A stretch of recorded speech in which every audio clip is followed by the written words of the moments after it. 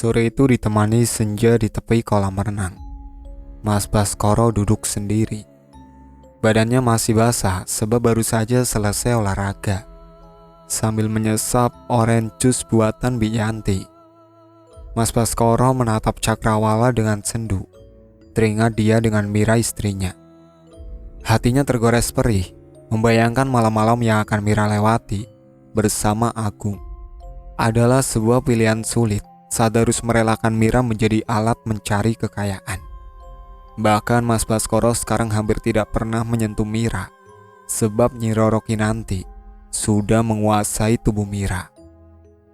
Pikiran Mas Baskoro melayang jauh, mengingat kebahagiaan dia bersama Mira dan anak-anaknya 9 tahun yang lalu. Dulu sebelum dia sekaya raya ini, Baskoro hanyalah seorang chef di sebuah hotel. Rumah tangga dia bersama Mira cukup bahagia. Apalagi mereka juga dikaruniai 2 orang malaikat kecil bernama Dimas dan Nimas. Semua bermula saat hotel tempat Baskoro bekerja kebakaran besar. Akhirnya hotel tutup total. Seluruh karyawan hotel diberhentikan. Waktu itu dengan bermodal uang pesangon, Baskoro mulai merintis usaha kuliner, memanfaatkan keahlian memasak sebagai chef. Bulan pertama, bulan kedua, dan ketiga, usaha Baskoro dan Mira lancar. Di bulan keempat, usaha Baskoro dan Mira mengalami penyusutan. Warung selalu sepi, bahkan bahan makanan matang yang baru saja disajikan tiba-tiba basi. Baskoro akhirnya bangkrut karena persaingan dagang yang tidak sehat. Warung makan yang baru dirintis beberapa bulan akhirnya tutup. Selama 1 tahun Baskoro kerja serabutan, mencoba melamar kerja ke sana kemari, tidak juga diterima. Mobil yang masih kredit akhirnya ditarik oleh dealer. Rumah kredit yang baru 2 tahun dihuni juga terpaksa diserahkan ke pihak developer. Mira menjadi tukang cuci keliling, Baskoro menjadi tukang ojek online. Waktu itu Dimas masih kelas 2 SD dan Nimas kelas 1 SD. Kebetulan anak-anak Baskoro juga sekolah di SD swasta, jadi biaya kehidupan mereka sangatlah tinggi. Di saat terpuruk seperti itu, semua teman dekat seolah hilang. Setiap Baskoro atau Mira bermain ke rumah teman-temannya, mereka menghindar. Mungkin takut dimintai hutang. Begitu juga dengan Bude Lastri. Sebagai satu-satunya saudara di tanah rantau, juga ikut-ikutan mendiskriminasi keadaannya. Puncaknya pagi itu Mira pulang ke rumah dalam keadaan bersimbah air mata. Meskipun Mira pulang membawa 1 kantong besar belanjaan, wajah Mira terlihat sangat terluka. Ada apa, Mir? Kenapa pulang dari rumah Bude kamu sangat bersedih? Enggak apa-apa, Mas. Mira enggak bersedih kok. Nah, itu mata kamu sebab gitu. Sepertinya kamu habis nangis. Apakah Bude berbuat jahat lagi sama kamu? Enggak, Mas. Ini sekarang Mas makan roti dan minum teh manis dulu ya. Setelah itu Mas minum obatnya, biar cepat sembuh. Mira mau masak dulu. Terima kasih, Mir. Kamu adalah istri terbaik bagi Mas. Maafkan Mas ya, sebab gak bisa membahagiakan kamu. Gak bisa membahagiakan anak-anak juga. Aku menatap wajah Mira sambil menggenggam erat tangannya. Kulihat mata Mira memerah, dan bulir-bulir air mata mulai jatuh di pipinya yang dulu cabi, sekarang jadi nampak begitu tirus. Buru-buru Mira menghapus air mata itu. Mas juga suami yang terbaik untuk Mira, dan ayah yang terbaik buat Dimas dan Nimas. Ayo cepat minum obatnya, Mas. Setelah itu istirahatlah, biar Mas cepat sehat. Apakah kamu sudah makan, Mir? Sudah, Mas. Tadi Mira makan di rumah Bude Lastri. Setelah kejadian itu, hari demi hari Mira nampak bersedih. Aku sering melihat Mira menangis sendirian. Hatiku sangat sakit melihat wanita tercintaku menderita. SPP sekolah anak-anak juga sudah berbulan-bulan menunggak. Kontrakan rumah juga menunggak. Biaya listrik air juga bisa diatasi karena berutang dengan tetangga yang baik. Hingga suatu hari, saat Baskoro sedang duduk di pangkalan ojek, ada sebuah mobil Fortuner berhenti di depannya. Baskoro, apakah itu kamu?" Seorang laki-laki berpenampilan rapi dan bersih keluar dari mobil, lalu berjalan mendekati Baskoro. "Maaf, Bapak siapa ya?" tanya Baskoro nggak mengenali laki-laki itu. "Ya ampun Bas, aku Rudi, teman sekolah kamu dulu." "Ya ampun Rudi triplek itu?" "Iya benar, aku Rudi triplek. Tapi lihat sekarang, badanku nggak kayak triplek lagi kan?" "Iya, kamu sekarang ganteng banget. Roman-romannya kamu tambah sukses nampaknya nih." "Biasa aja lah. By the way, ngapain kamu duduk bengong dengan muka ditekuk begitu, Bas?" "Aku lagi nungguin penumpang, Ruth." "Oh, kamu ngojek ya?" "Iya, kamu pasti kaget dan malu ya ketemu teman seperti aku." "Ya enggak lah bro," jawab Rudi sambil meninju lengan Baskoro. "Syukurlah. Kamu mau kemana, Ruth? Apa kamu tinggal di sini juga?" "Enggak, aku nggak tinggal di sini. Kebetulan aku punya proyek di Batam ini. Jadi aku lagi ngecek proyek." "Wah, keren kamu. Berapa anakmu sekarang, Ruth?" Mendengar pertanyaan Baskoro, wajah Rudi langsung berubah sendu. "Anakku 3, Bas. Istriku 1. Masih tetap si Nisa. Tapi ketiga anakku sudah meninggal semua. Setelah anak-anakku meninggal, istriku minta cerai." "Ya Allah, maaf Ruth. Aku gak bermaksud buat kamu sedih." "Slow aja kali Bas. Oh iya, gimana kabar Mira? Dan anakmu sekarang berapa?" tanya Rudi sambil menepuk pundak Baskoro. "Mira baik, dan anakku 2. Aku dengar kamu dulu jadi chef, kok sekarang ngojek?"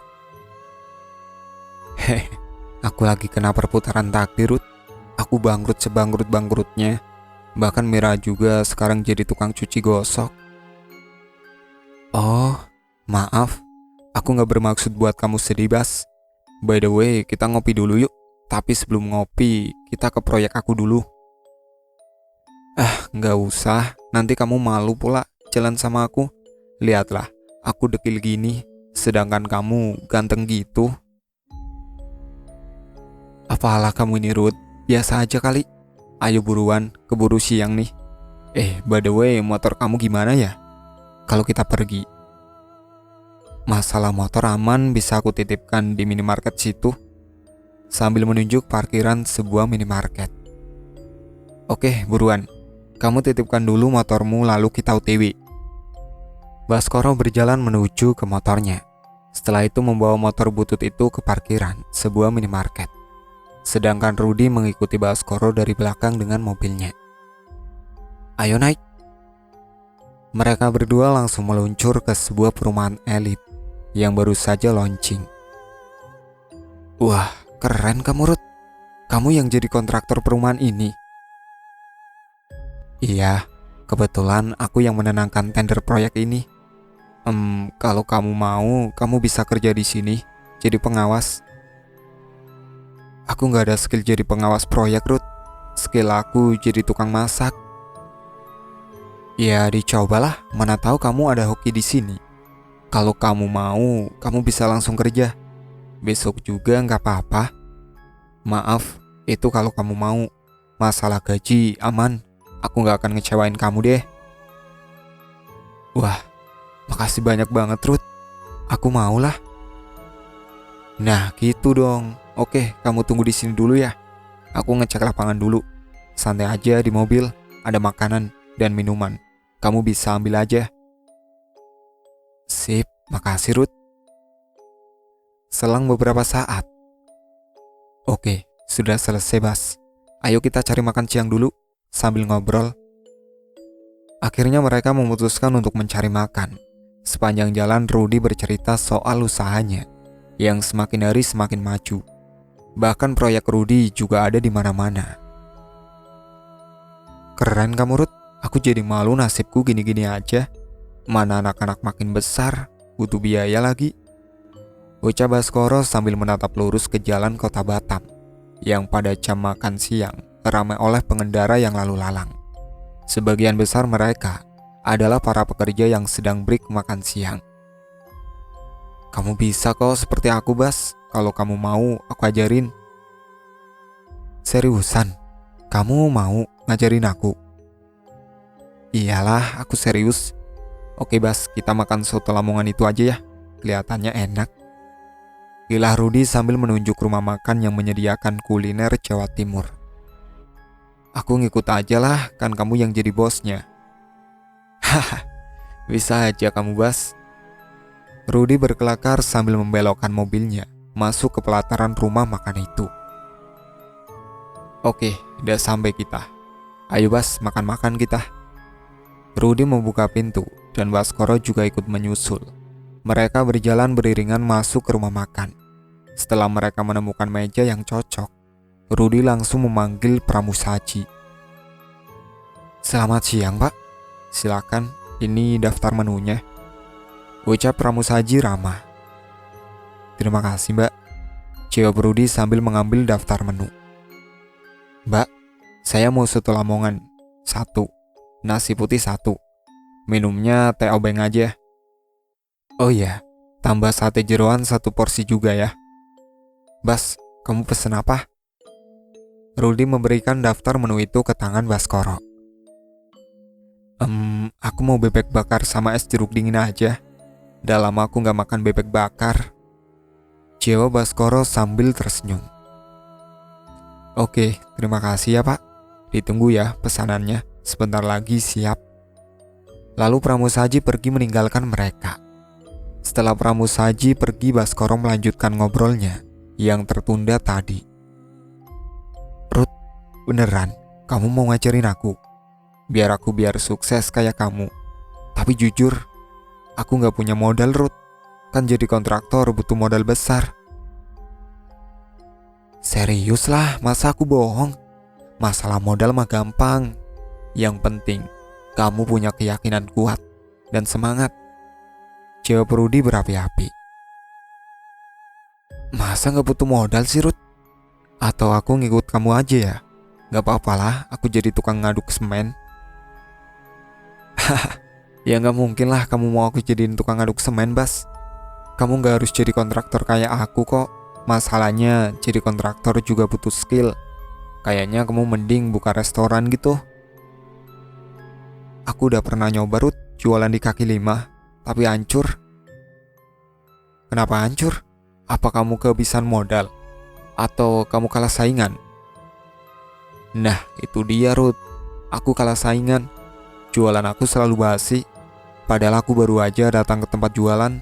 Tenda aja baru aku pasang. Tapi nasi dan bahan matang lainnya tiba-tiba berubah basi.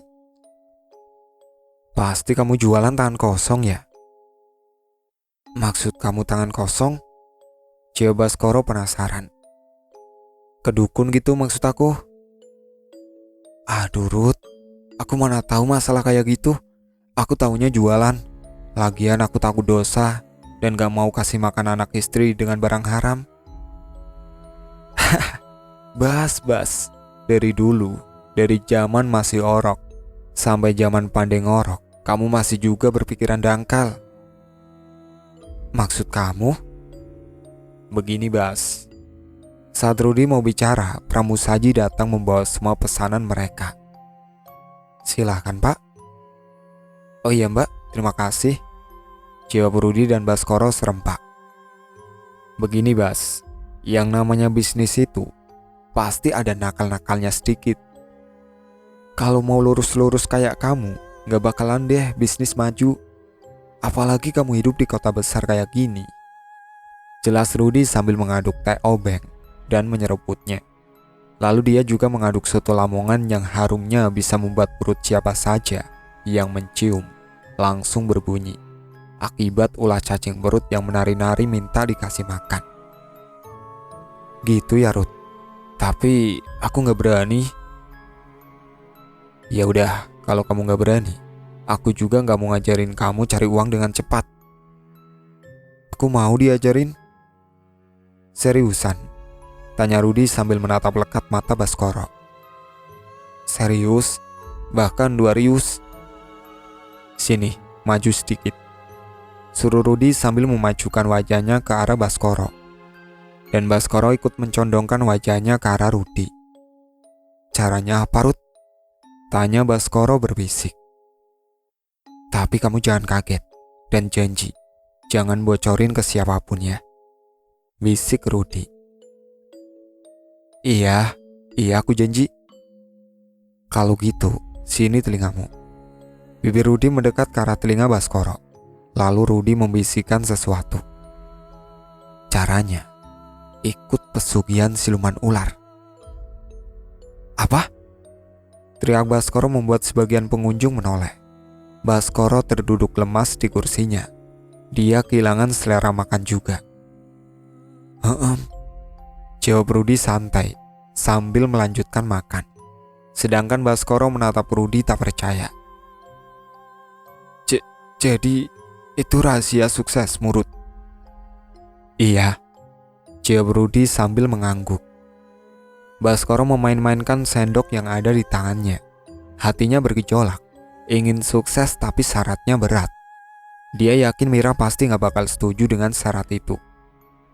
Aku gak berani, Rud. Aku milih jadi tukang ojek aja. It's okay, tak masalah. Tapi coba pikirkan kembali, anakmu sudah 2. Mereka butuh biaya buat hidup dan sekolah. Ekonomi kamu kayak gini. Apa kamu gak ingin bahagiain anak-anakmu? Pingin banget. Kalau pingin ya rubahlah pola pikirmu. Lihat aku, kekayaanku banyak. Proyekku ada di mana-mana. Coba deh, kamu pikirkan lagi. Oh iya Bas, aku udah lama gak bertemu Mira. Boleh ya aku main ke rumahmu sekarang?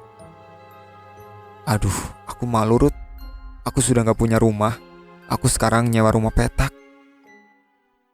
Gak usah malu. Kayak sama siapa? Oh iya Bas, tadi kamu bilang sudah lama gak makan bebek bakar. Aku pesankan sekalian ya, untuk Mira dan anak-anakmu. Baskoro gak bisa menjawab. Dia hanya menganggukkan kepalanya saja. Setelah itu, Rudi memanggil pramusaji. Setelah pramusaji datang, Rudi memesan makanan buat keluarga Baskoro. Mbak, tolong buatkan semua menu makanan yang ada di sini. Masing-masing 2 porsi ya, dan bungkus. Rud, kenapa banyak banget? Tanya Baskoro kaget. Udah, gak apa-apa, jawab Rudi santai. Mbak, jangan lupa ya, masing-masing 2 porsi. Baik Pak, segera saya buatkan. Setelah membayar semua makanan, Rudi mengajak Baskoro pulang. Bas, kamu yang nyetir Gih, aku capek. Wah, nyetir mobil sebagus ini, apa aku bisa ya? Kamu ini jelas bisa lah, aku beneran capek. Oke, sini kuncinya. Mereka masuk ke dalam mobil, lalu Baskoro menjalankan mobil dengan pelan. Baskoro bingung sebab dia sudah lama gak nyetir. By the way, jauh gak rumah kamu Bas dari sini? Lumayan, sekitar 15 menit lah. Oh ya dekat lah. Ruth, aku masih penasaran dengan pesugihan kamu. Memangnya pesugihan apa sih? Pesugihan ular Bas. Serem amat. Udah lama kamu ikut pesugihan itu? Tanya Baskoro lagi. Belum, baru sekitar 5 bulan. Dulu aku Bas, aku sangat miskin. Aku hanya mandor biasa di proyek. Padahal kamu tahu sendiri kan, aku itu kuliah jurusan arsitek. Tapi ya itu ijazah tidak bisa jadi jaminan kita kaya. Terus yang membuat aku sakit hati, kontraktor tempat aku kerja melarikan diri. Kami gak ada yang dibayar. Bahkan aku sebagai mandor disuruh membayar gaji pekerja. Karena si bos sudah memberikan semua mandat ke aku. Dengan iming-iming aku mau dikasih 1 rumah di proyek perumahan yang sedang dibangun. Daripada aku masuk penjara, terpaksa aku jual semua yang aku punya. Aku gulung tikar Bas.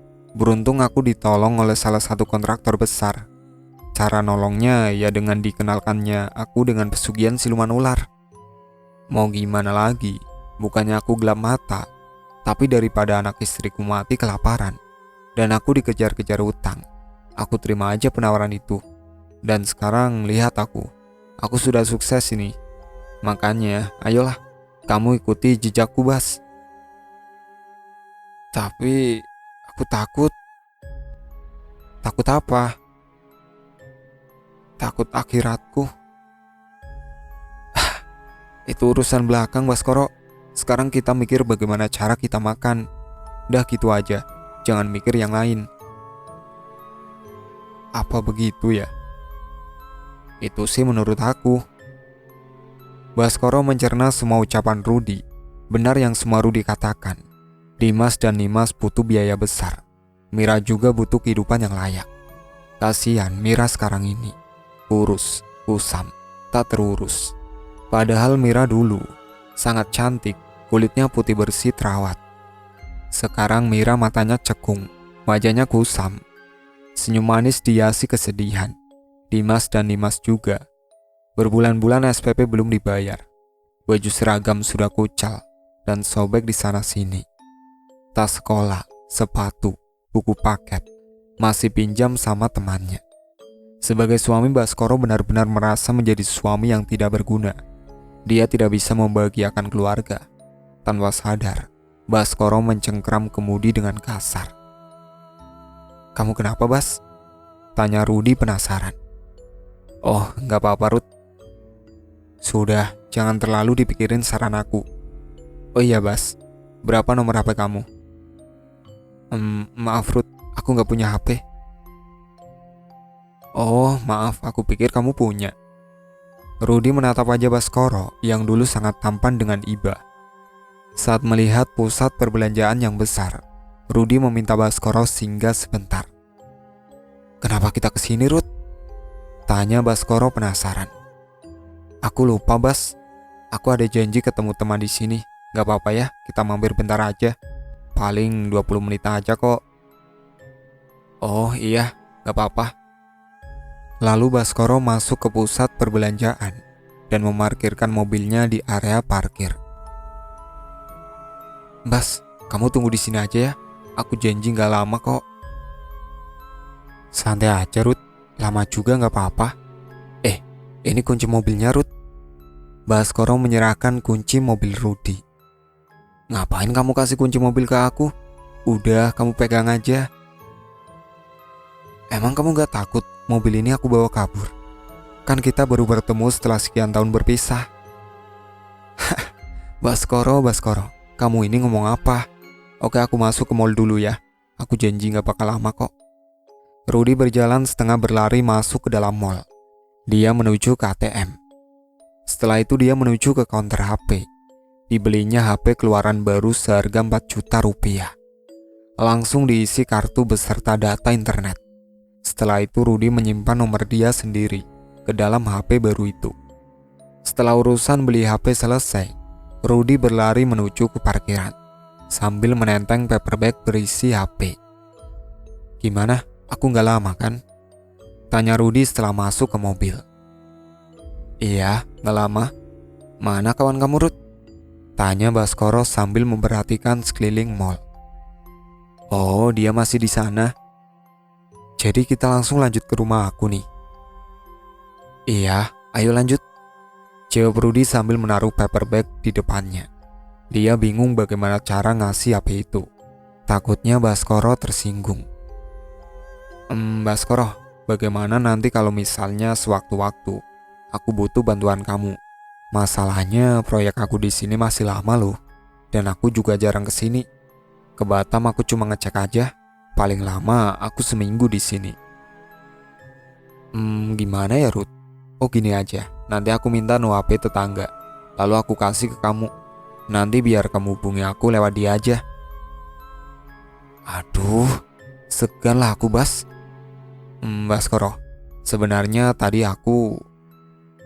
Rudi menjeda kalimatnya karena dia sendiri bingung untuk merangkai kata.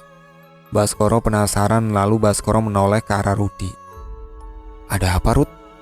tanya Baskoro sambil memicingkan matanya. Begini, Bas.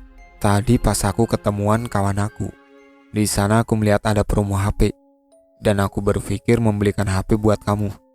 Tujuannya biar kita saling berkomunikasi. Maaf, maksud aku cuma biar kita bisa komunikasi, dan aku bisa dengan mudah meminta bantuan kamu. Apalagi kamu kan mau ikut kerja sama aku kan. Jadi aku belikan HP ini buatmu. Ini harganya murah kok. Kebetulan tadi pas promo. Jadi aku harap kamu berkenan menerima ya. Dengan hati-hati Rudi berkata. Baskoro secara refleks langsung menoleh. Ada gurat haru di pancaran matanya. Ya ampun Ruth, kenapa kamu baik banget sama aku? Sudah, jangan terlalu dipikirkan. Ini tanda persahabatan dari aku. Oh iya, nomor aku juga sudah disimpan di HP ini. Aku harap kamu mau menerima Baskoro. Terima kasih Ruth, kamu baik banget. Aku gak tahu bagaimana nanti membalas kebaikan kamu. Sudahlah, jangan terlalu dipikirkan. Tapi, by the way, kapan nih kita sampai ke rumahmu? Aku udah gak sabar ingin bertemu Mira dan anak-anak. Bentar lagi Ruth, paling 5 menit lagi kita sampai di kontrakan aku.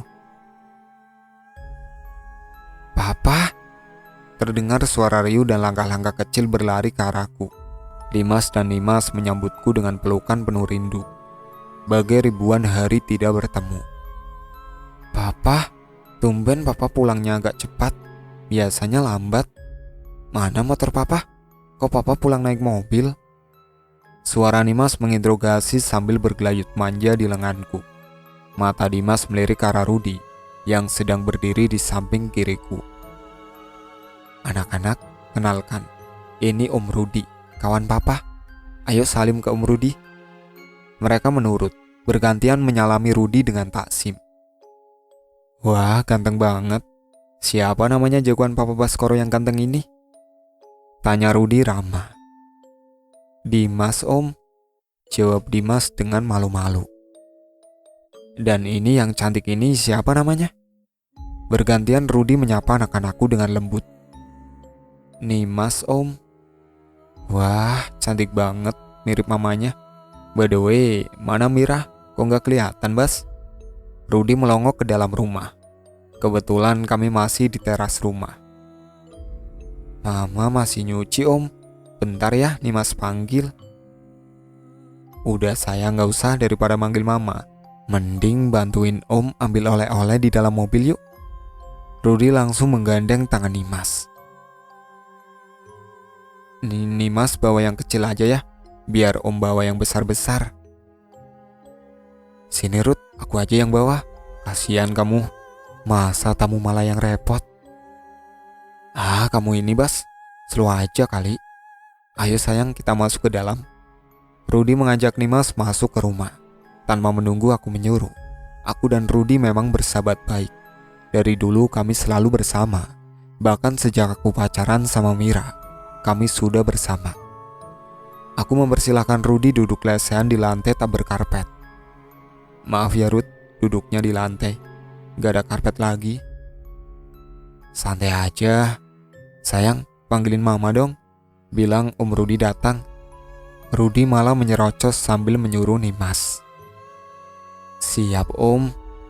Dengan semangat 45, Nimas mengikuti perintah Rudi. Tidak menunggu lama, Nimas datang bersama Mira. Saat melihat Mira, Rudi memandang dengan tatapan sedih. Iya, aku tahu arti tatapan Rudi. Pasti dia prihatin dengan keadaan Mira saat ini. Penampilan dia berubah 185 derajat dibanding saat Mira muda dulu. Maafkan aku istriku. Aku berjanji akan bahagiakan kamu. Rudi? Ya ampun, ini beneran kamu Rudi? Ya ampun, kamu sekarang jadi keren banget. Padahal dulu kamu beneran culun. Mana rambut gondrongmu? Dan mana perut buncitmu? Ya ampun Rudi. Mira terus mengguncang bau Rudi. Kaget ya, nengok aku sekarang bisa sekeren ini? Tanya Rudi meledek. Ya iyalah, kamu juga kaget kan Mas Bas? Ngomong-ngomong, di mana kalian bertemu? Kok bisa bareng kesini? Tadi aku ketemu suami kamu di jalan Mir. Untung aja ingatan aku tajam. Jadi meskipun udah lama kita tak jumpa, Aku masih ngenalin suamimu, iya kan Bas? Iya, aku malah yang pangling sama kamu Ruth. Mir, tahu nggak? Rudy sekarang jadi bos besar loh. Proyek dia banyak di mana-mana. Tadi aku juga diajak ke proyeknya. Bahkan lihat ini, aku dibeliin HP keluaran terbaru. Ah, kamu ini Bas, jangan lebay apa. Oh iya Mir, ini aku bawa oleh-oleh. Ayo kita makan sama-sama. Aku udah lapar nih. Mira menatap deretan kantong plastik berisi polypom yang di dalamnya berisikan makanan. Banyak banget Ruth, ini apa aja?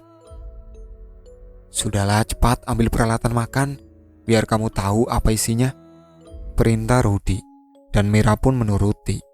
Dia berjalan penuh semangat menuju dapur, disusul Dimas dan Nimas. Bas, kenapa Mira jadi kurus gitu? Kemana hilangnya kecantikan Mira? Kamu tahu kan, Mira itu dulu adalah kembang kampus kita. Maafkan aku Ruth, semua gara-gara aku. Aku gak pandai menjaga dan merawat Mira dengan baik. Sabar Bas, aku juga pernah mengalami keadaan seperti kamu. Di awal pernikahan ekonomi aku juga hancur. Namun itu tidak berjalan lama. Dan sekarang kamu lihat kan, aku seperti ini. Kamu juga bisa ikuti jejakku, agar anak dan istrimu bahagia. Kasihan mereka. Tapi itu kalau kamu mau loh ya, aku gak bisa memaksa. Mengikuti jejak, maksudnya? Aku ikuti jalanmu atau aku bekerja denganmu Ruth? Ucap Baskoro. Dua-duanya juga bisa, kamu bisa join kerja sama aku. Atau kamu buka usaha restoran. Nanti aku modalin. Tapi untuk menunjang kesuksesan ya kamu harus ikuti jalanku. Sebab bisnis apa aja sekarang itu susah Bas, kalau kita lurus-lurus aja. Tapi aku takut lah Ruth, itu pakai tumbal manusia nggak? Intinya segala sesuatu yang didapat dengan instan pasti akan ada resikonya lah Bas. Iya juga ya. Obrolan kami terhenti dengan kedatangan Mira dan anak-anak. Lalu kami makan bersama dengan bahagia. Benar-benar makan besar kami hari ini. Aku melirik Mira dan anak-anak. Mereka menyantap makanan dengan sangat rakus, seperti sudah puluhan tahun mereka tidak makan. Hatiku perih melihat pemandangan itu. Selesai makan, kita masih berbincang-bincang sedikit.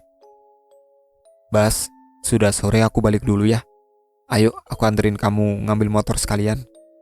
Oh iya Mira, ini ada sedikit buat kamu dan anak-anak. Aku mohon jangan ditolak ya. Rudy merogoh saku celana dan mengeluarkan puluhan lembar-lembar merah dari sana. Apa ini Ruth? Tanya Mira setengah menolak. Itu uang Mira buat kamu dan anak-anak. Buat apa aja lah. Buat shopping atau apalah keperluan kamu. Tapi ini banyak banget Ruth. Iya Ruth, aku segan lah kamu kasih kami uang sebanyak itu. Dan ini aku juga dikasih HP. Aduh ya ampun, sudahlah jangan lebay. Ayo keburu sore, aku masih banyak pekerjaan. Mir, aku pamit dulu ya. Nak, Om pulang dulu ya. Kapan-kapan Om kesini lagi, ajak kalian jalan-jalan. Rudy mengusap kepala Dimas dan Nimas. Asik, ditunggu ya Om, jawab Dimas. Nanti kita jalan-jalan ke pantai pakai mobil ya Om, ucap Nimas. Iya, pokoknya nanti Om ajak kalian jalan-jalan kemanapun kalian suka. Dadah cantik, ganteng. Om pamit pulang dulu ya. Dadah Om. Aku dan Rudy berjalan menuju mobil. Sampai di sini dulu ceritanya. Nantikan cerita kelanjutannya di video berikutnya. Sekian dari saya.